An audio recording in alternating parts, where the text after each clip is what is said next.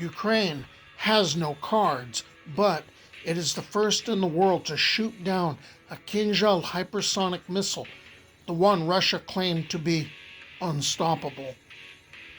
Ukraine has no cards, but it has eliminated one-third of Russia's Black Sea Fleet without having a fleet of its own.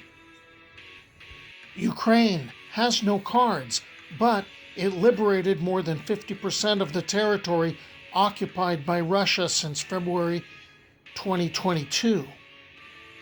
Ukraine has no cards, but Russia occupied less than 1% of Ukraine's territory since November 2022.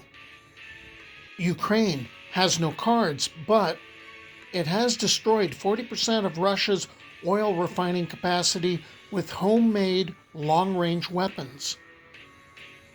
Ukraine has no cards, but it has inflicted over 1 million Russian casualties, around 60 times more than the USSR lost in 10 years of war in Afghanistan. Ukraine has no cards, but it launched and sustained the Kursk operation, forcing Russia to defend its own territory for the first time since World War II. Ukraine has no cards, but it destroyed Russian military equipment worth more than $100 billion.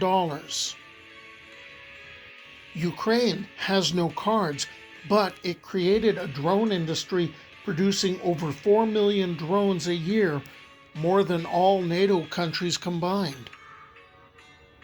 Ukraine has no cards, but it carried out a striking spiderweb operation deep inside Russia, crippling the enemy aviation. Ukraine has no cards, but it restored the Black Sea grain corridor without Russia and reopened global trade routes under enemy fire. Ukraine has plenty of cards.